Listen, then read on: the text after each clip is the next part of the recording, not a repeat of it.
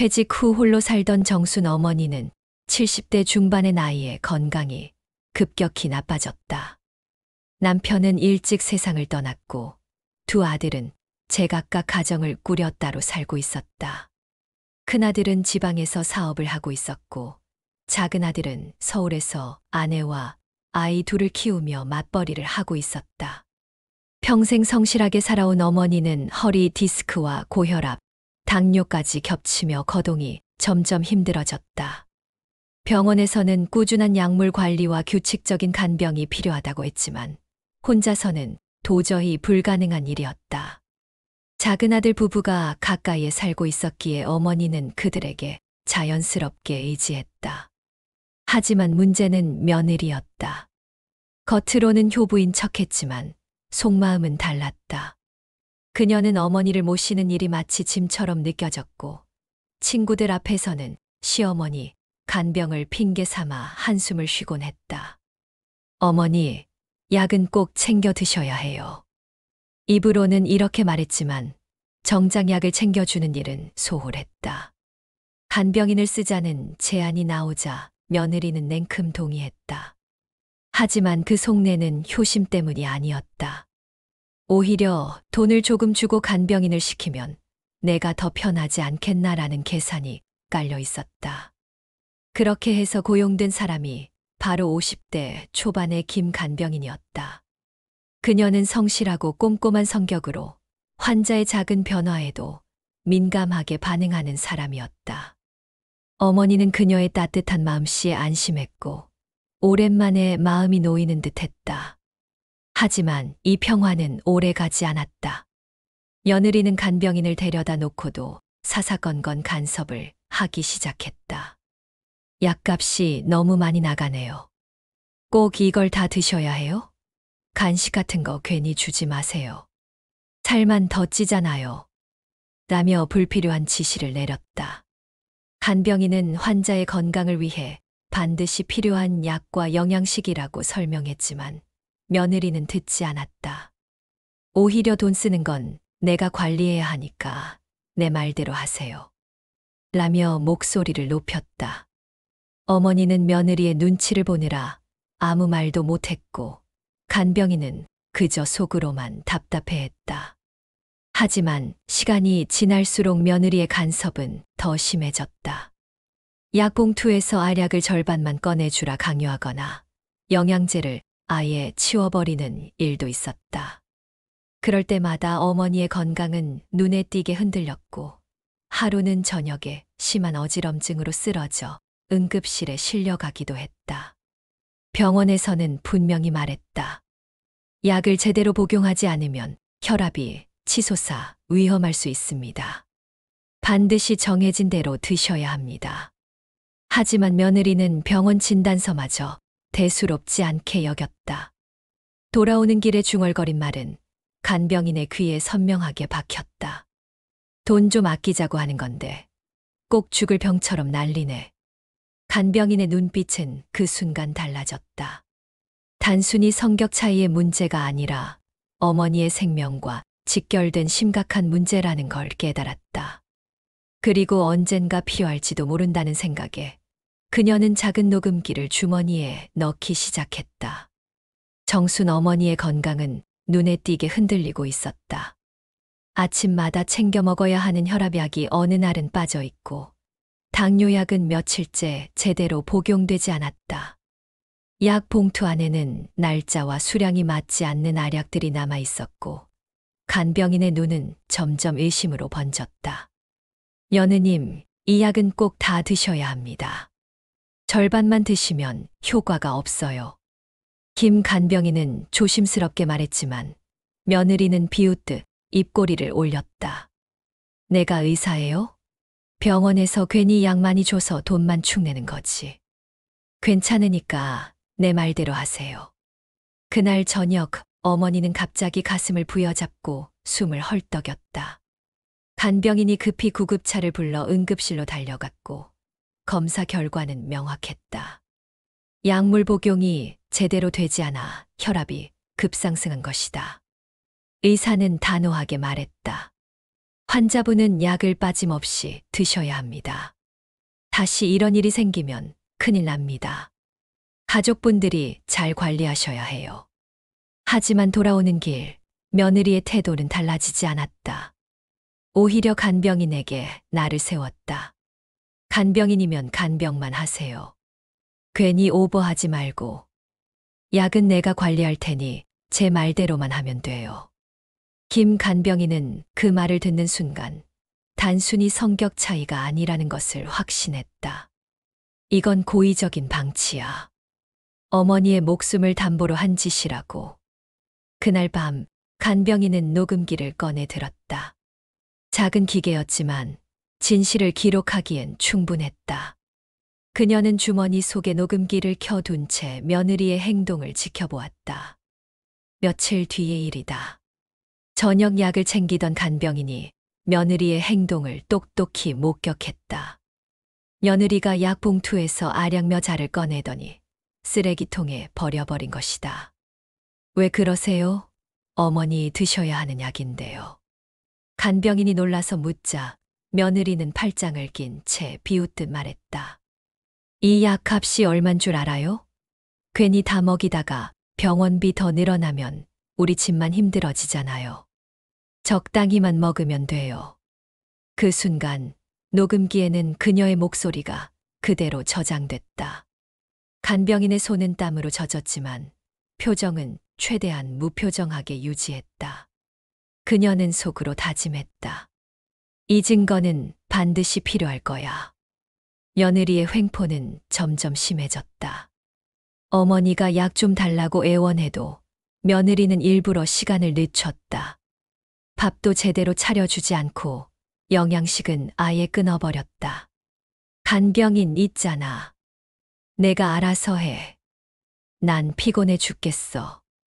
그녀는 집안일을 핑계 삼아 어머니를 방치했고 친구들과의 모임에 나가기 바빴다. 그 와중에도 간병인은 하나하나 날짜별로 메모를 남겼다. 약을 준 시간, 복용 여부, 며느리의 지시사항까지 꼼꼼히 기록했다. 하루는 며느리가 전화 통화를 하면서 이런 말을 했다. 어차피 시어머니 오래 못 사실 거야. 괜히 돈만 들이지 말고 적당히만 해. 병원비 아껴야 우리 애들 학원비라도 되지. 그 음성은 고스란히 녹음기에 담겼다. 간병인의 가슴은 철렁 내려앉았다. 그 순간 이건 단순히 가족 갈등이 아니라 범죄라는 확신이 들었다. 정순 어머니는 점점 말수가 줄어들었다. 어지럼증과 가슴 두근거림이 심해져 침대에 누워있는 시간이 많아졌다. 가끔은 며느리의 눈치를 보며 괜찮다고 말했지만 간병인은 그 눈빛 속에 서린 두려움을 읽을 수 있었다. 어머니, 힘내세요. 제가 지켜드릴게요. 간병인은 어머니의 손을 꼭 잡으며 속으로 다짐했다.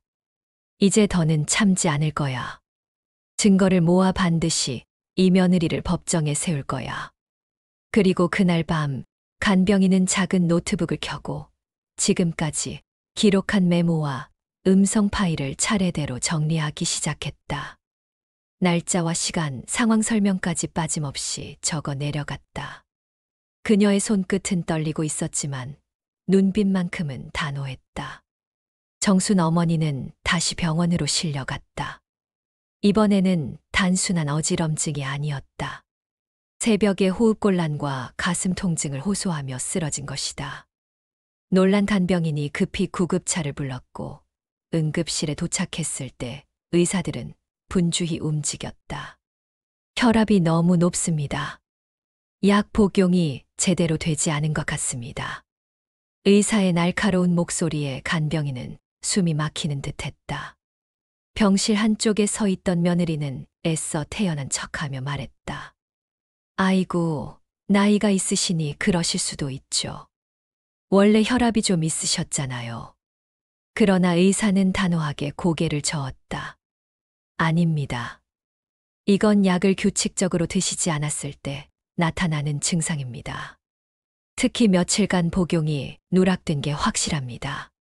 보호자분들이 더 주의하셔야 합니다. 그 순간 작은 아들은 얼굴이 붉어졌다. 그는 평소 어머니를 챙긴다고 자부했지만 실상은 아내에게 대부분을 맡겨 두고 있었다. 당신 약 잘 챙겨드린 거 맞아? 남편의 물음에 며느리는 억울한 표정을 지으며 손사래를 쳤다. 그럼요. 제가 얼마나 신경 쓰는데요. 혹시 어머니가 깜빡하시고 안 드신 거 아닐까요? 나도 애들 챙기랴, 집안일 하랴 정신이 없었어. 그 말에 남편은 잠시 멈칫했지만 간병인의 눈빛은 흔들리지 않았다. 그녀는 모든 사실을 알고 있었다. 하지만 이 자리에서 곧바로 진실을 밝히는 건 시기상조라고 판단했다. 대신 그녀는 다시 한번 녹음기를 주머니 속에 꼭 쥐었다. 며느리는 병원 밖으로 나와 전화를 걸었다. 목소리를 죽였지만 간병인은 옆에서 똑똑히 들을 수 있었다. 아니, 괜히 호들갑을 떨어서 응급실까지 갔네. 병원비 또 나가게 생겼잖아. 의사도 참 꼭 약 안 먹어서 그렇다고 몰아가네. 내가 무슨 살인자도 아니고. 그 순간 간병인의 가슴이 철렁 내려앉았다. 며느리의 목소리는 다시금 녹음기에 선명하게 담겼다. 며칠 후 어머니는 다행히 위기를 넘기고 일반 병실로 옮겨졌다. 작은 아들은 병실에서 어머니의 손을 잡으며 눈시울을 붉혔다. 어머니, 제가 잘 챙겼어야 했는데 죄송해요. 어머니는 힘없이 웃으며 손등을 쓰다듬었다. 괜찮다. 내가 바쁜 거 다 아는데 뭘. 나만 잘 버티면 되지. 하지만 간병인은 속으로 외쳤다. 아니에요. 이건 단순한 바쁨이 아니에요. 고의적인 방치예요. 그리고 반드시 드러나야 할 진실이에요. 집으로 돌아온 뒤에도 며느리의 태도는 변하지 않았다. 오히려 병원비 때문에 잔뜩 신경이 곤두서 있었다. 여보, 이번 달 카드값 봤어. 병원비의 약값까지 우리 생활은 누가 책임질 건데? 어머니, 좀 덜 쓰게 하면 안 돼. 남편은 화를 억누르며 말했다. 당신 지금 무슨 소리 하는 거야? 어머니 건강보다 중요한 게 있어. 당신은 맨날 그 소리지. 난 애둘 학원비에 생활비까지 다 감당해야 하는데 어머니 병원비에 다 빨려 들어가면 우리 애들은 누가 책임져요? 그들의 대화는 점점 고성이 되었고 아이들이 울음을 터뜨리며 방으로 숨어버렸다. 간병인은 방 안에서 이 모든 상황을 듣고 있었다. 그녀는 이제 확신했다. 이건 단순한 시대 갈등이 아니다. 며느리는 어머니를 비용으로만 보고 있다. 그리고 그 피해는 고스란히 어머니가 받고 있다. 그날 밤 간병인은 몰래 며느리가 버린 약봉투와 비나약 껍질을 모아 작은 봉투에 담았다. 그리고 날짜를 적어 증거물처럼 보관하기 시작했다. 그녀의 노트에는 점점 더 많은 기록이 쌓여갔다. 며느리는 낮에는 친구들과 카페에 나가 시어머니 간병 때문에 힘들다며 한숨을 쉬었지만 실제로는 거의 돌보지 않았다. 간병인은 그 모습을 두 눈으로 확인했고 때로는 멀리서 사진까지 찍었다. 언젠가 이 모든 게 필요할 거야. 작은 아들은 어머니의 상태를 걱정하면서도 아내의 말에 이끌려 혼란스러워했다. 간병인은 그런 아들의 마음을 읽을 수 있었다. 결정적인 증거가 필요해. 그래야 아들도 진실을 알 수 있겠지.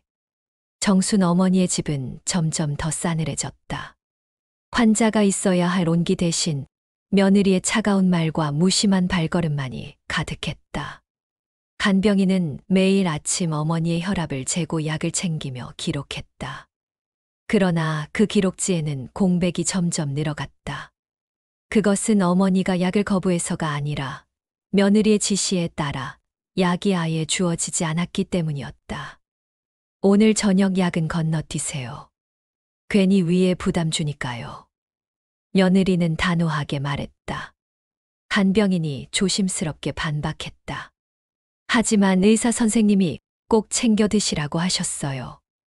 이걸 빼면 혈압이. 제가 하라는 대로 하세요. 괜히 의사 말만 믿고 돈 낭비하지 마시고. 그 순간 간병인은 다시 녹음기를 켜두었다. 며느리의 말투, 억양, 그리고 무시하는 태도까지 그대로 저장되었다. 며느리의 갑질은 단순히 약 문제에만 그치지 않았다. 음식도 문제였다. 어머니가 드시기 쉬운 죽이나 영양식은 사치라고 여겼고, 값싼 인스턴트 음식이나 냉장고에 남은 반찬을 억지로 내밀었다. 밥은 그냥 이거 드세요.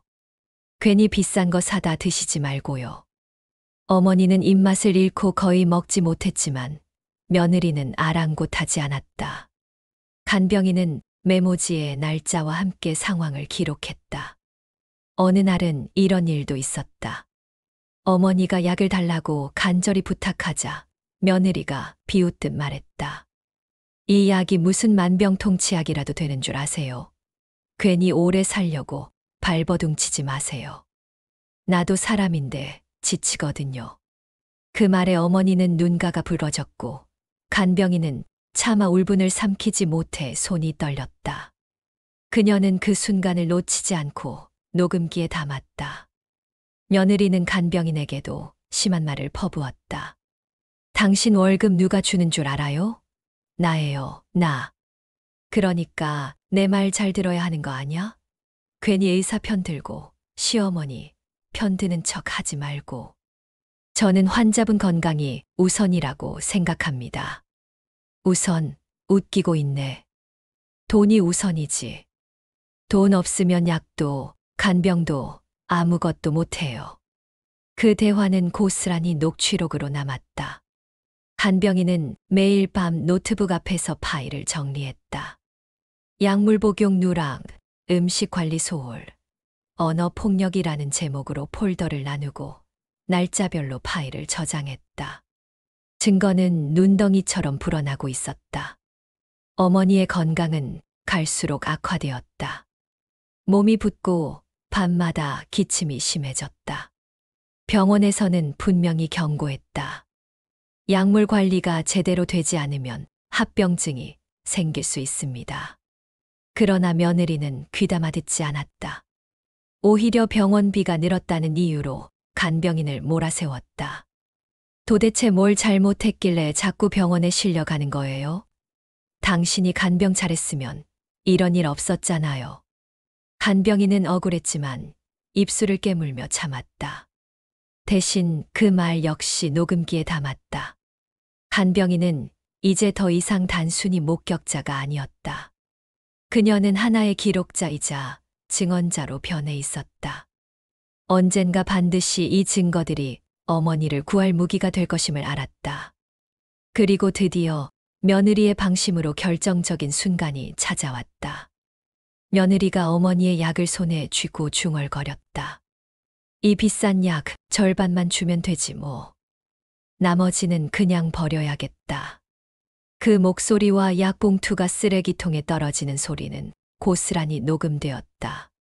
간병인의 눈빛은 번쩍였다. 이제 모든 퍼즐이 맞춰졌다.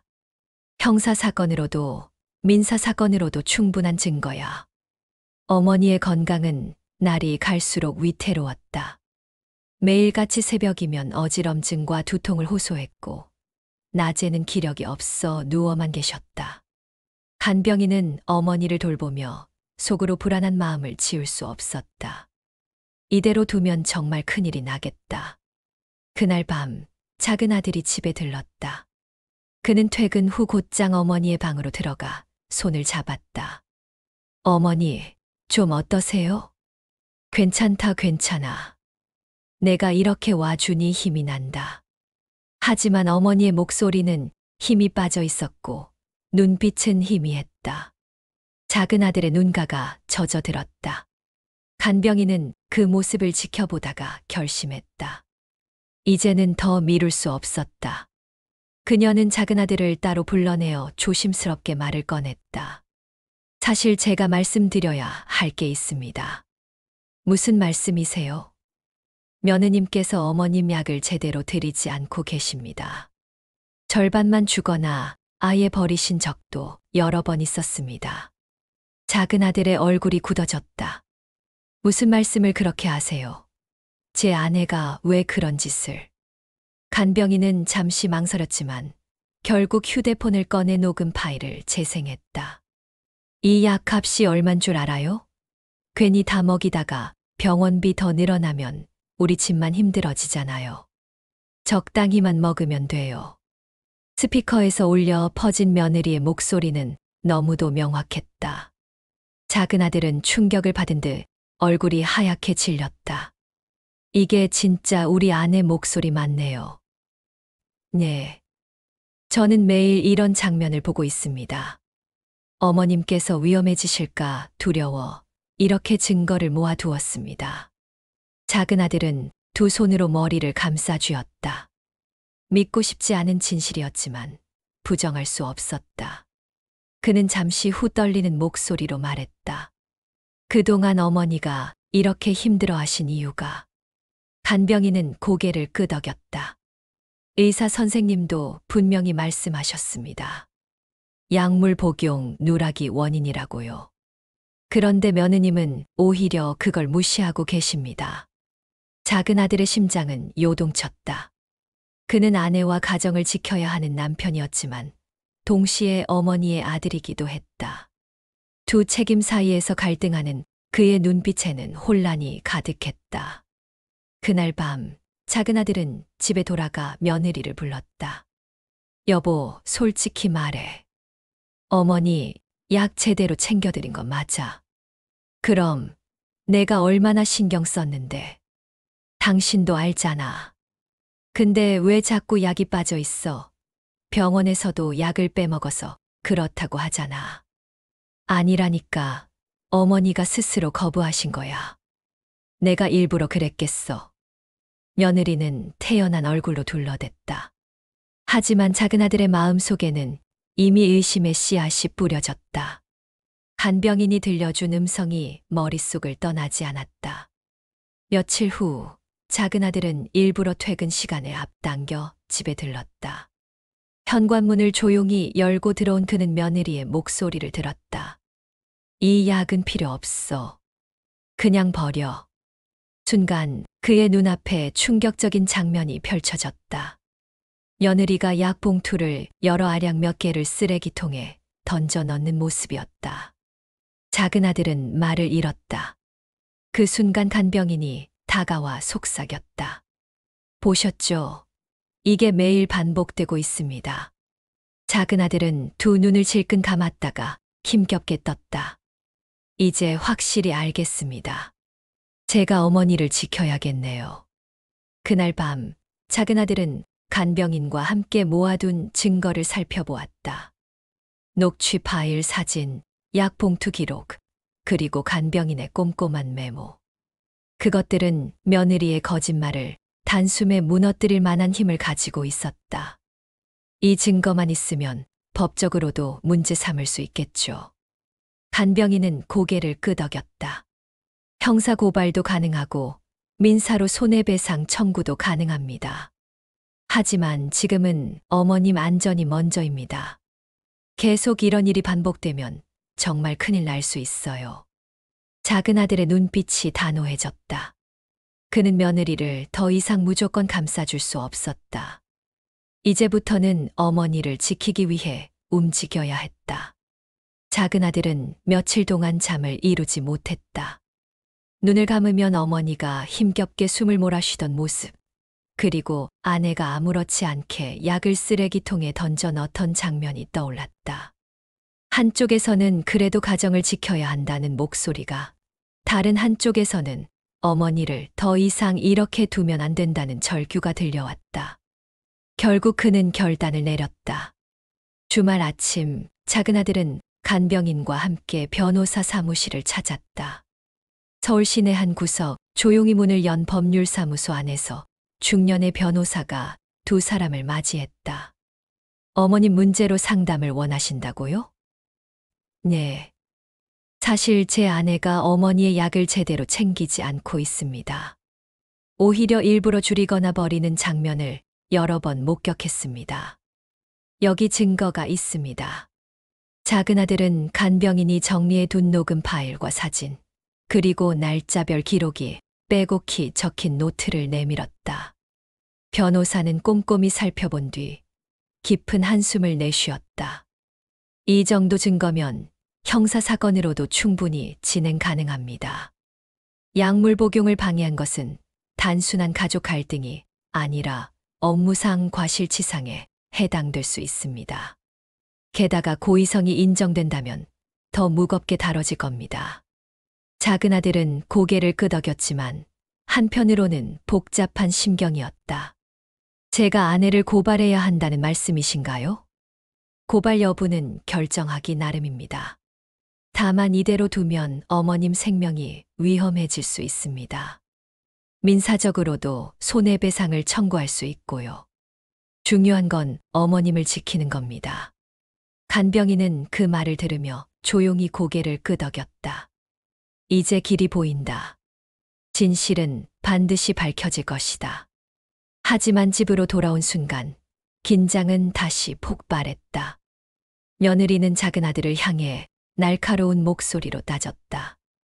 당신 요즘 왜 이렇게 예민해? 나한테 자꾸 시비 거는 거야. 시비가 아니야. 어머니, 약 제대로 챙겨드리라는 거잖아. 내가 안 챙겼다고 누가 그래? 또 그 간병인 여자지.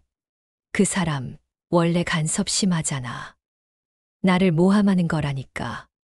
작은 아들은 더 이상 참지 못했다. 내 눈으로 직접 봤어. 당신이 약을 쓰레기통에 버리는 걸 똑똑히 봤다고. 순간 며느리의 얼굴이 굳었다. 하지만 이내 곧 태어난 척하며 손을 휘저었다. 그건 내가 잘못 본 거야. 어머니가 약을 거부하셔서 그냥 버린 거라고. 당신도 알잖아. 어머니, 요즘 괜히 예민하시잖아. 그러나 작은 아들은 단호했다. 거짓말하지 마. 녹음에도 다 남아있어. 그 말에 며느리의 눈빛이 흔들렸다. 하지만 곧 이를 악물며 목소리를 높였다. 당신 지금 나를 범죄자로 몰아가는 거야. 좋아. 그럼 나도 가만히 있지 않을 거야. 간병인하고 짜고 날 음해한다는 거 내가 증명해 보일 거야. 그날 밤 집안은 전쟁터와 같았다. 아이들은 울음을 터뜨리며 방으로 숨어들었고 어머니는 두 손을 떨며 이불을 움켜쥐었다. 간병인은 어머니 곁을 지키며 조용히 속삭였다. 괜찮으세요, 어머니. 이제 곧 모든 게 드러날 거예요. 며느리는 점점 더 극단적인 행동을 보였다. 어머니 앞에서 대놓고 비아냥거리고 간병인에게는 고성을 질렀다. 당신 월급 받고 일하는 사람이면서 왜 자꾸 주제 넘게 굴어? 내가 원하면 내일이라도 잘라버릴 수 있어. 저는 어머님의 건강을 지켜야 할 책임이 있습니다. 책임? 웃기고 있네.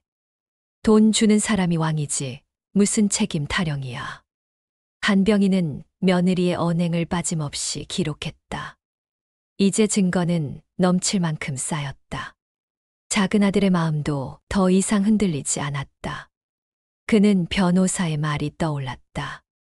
형사와 민사 동시에 갈 수 있습니다. 중요한 건 어머님의 안전입니다. 그리고 어느 날 마침내 사건의 분수령이 될 일이 터졌다. 며느리가 친구들과 통화하며 이렇게 말한 것이다.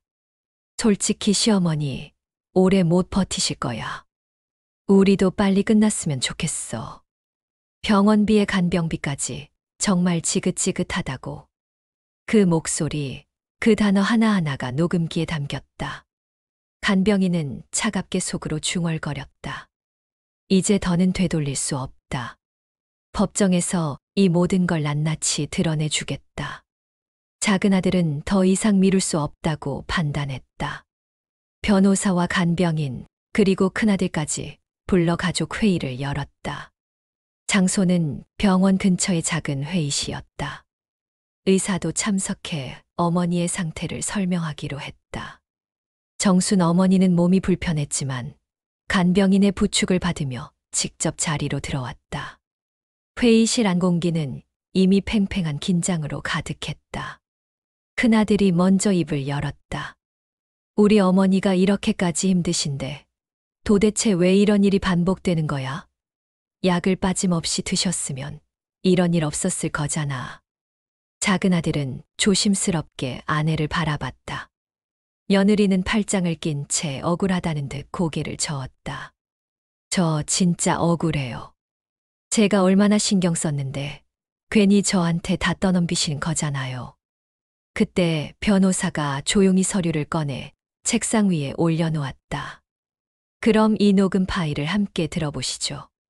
순간 회의실 스피커에서 차가운 목소리가 흘러나왔다. 이 약값이 얼만 줄 알아요? 괜히 다 먹이다가 병원비 더 늘어나면 우리 집만 힘들어지잖아요. 적당히만 먹으면 돼요. 순식간에 회의실 공기가 얼어붙었다. 큰아들은 눈을 크게 뜨고 며느리를 노려봤다. 이게 누구 목소리야? 설마 너야? 며느리는 얼굴이 하얗게 질리더니 더듬거렸다. 그건 제가 한 말이 아니에요. 간병인이 조작한 거예요. 하지만 변호사는 두 번째 파일을 재생했다. 솔직히 시어머니, 오래 못 버티실 거야. 병원비에 간병비까지 정말 지긋지긋하다고. 이번에는 변명할 여지도 없었다. 큰아들의 손이 덜덜 떨리며 주먹이 움켜쥐어졌다. 작은 아들은 얼굴을 감싸쥐고 눈물을 흘렸다. 어머니를 비용으로만 본 거야. 어떻게 그럴 수 있어. 어머니는 그 자리에 앉아 눈시울을 붉혔다. 떨리는 목소리로 아들에게 말했다. 나는 괜찮다. 너희 가정 지키라고. 나만 참으면 된다고 생각했는데.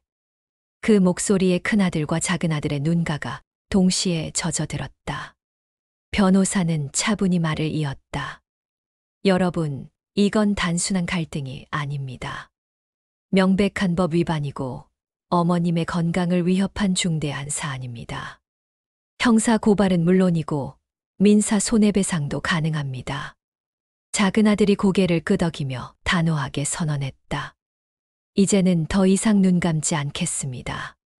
아내가 한 짓은 반드시 책임을 져야 합니다. 그 순간 며느리는 자리에서 벌떡 일어나 소리를 질렀다. 다들 나만 나쁜 사람으로 몰아가네. 당신들 알지도 못하면서. 나 혼자 집안일, 애들, 시어머니까지 다 떠안고 얼마나 고생했는데.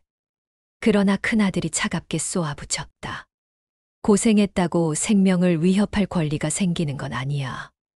넌 선을 넘어도 한참 넘었어. 며느리는 더 이상 할 말이 없었다. 얼굴이 창백해진 채 자리에 주저앉았다. 변호사는 마지막으로 정리하듯 말했다. 증거는 이미 충분합니다. 이제 남은 건 절차를 밟는 것뿐입니다. 공판에서 모든 게 드러날 겁니다. 정순 어머니는 간병인의 손을 꼭 잡으며 속삭였다. 고맙네. 내가 살아있는 동안 이렇게라도 내 억울함이 풀리게 될 줄이야. 간병인의 눈가에도 눈물이 맺혔다. 그러나 그녀는 굳게 다짐했다. 끝까지 지켜드릴 겁니다. 이 싸움은 아직 끝나지 않았으니까. 며칠 뒤 법원 안은 이른 아침부터 술렁거렸다. 정순 어머니 사건은 이미 동네와 친척들 사이에 소문이 퍼져 있었다. 며느리가 시어머니 약을 빼돌렸다더라는 말에 사람들의 관심이 집중된 것이다. 재판 정문이 열리고 판사와 배심원단, 그리고 방청객들이 자리를 채웠다. 피고석에 앉은 며느리는 창백한 얼굴로 두 손을 꼭 쥐고 있었다. 그녀의 눈은 불안하게 흔들렸지만 더 이상 변명할 힘도 없어 보였다. 검사가 먼저 증거를 제시했다. 이 사건의 핵심은 피고가 시어머니의 약물 복용을 고의로 방해했는가입니다. 여기 녹취록과 사진, 그리고 투약 기록이 있습니다. 스피커에서 다시금 며느리의 목소리가 울려 퍼졌다. 이 비싼 약 절반만 주면 되지 뭐. 나머지는 그냥 버려야겠다. 솔직히 시어머니, 오래 못 버티실 거야. 병원비에 간병비까지 정말 지긋지긋하다고. 방청석에서 탄식이 터져 나왔다. 어떤 이는 고개를 절레절레 저었고 어떤 이는 분노에 찬 시선을 며느리에게 쏟아냈다. 판사도 굳은 표정으로 자료를 넘겼다. 증인석에는 간병인이 앉았다. 그녀는 차분히 진술했다. 저는 매일 어머님 곁에서 모든 걸 지켜봤습니다. 며느님이 약을 줄이거나 버리시는 장면을 직접 목격했고 그때마다 기록하고 녹음했습니다.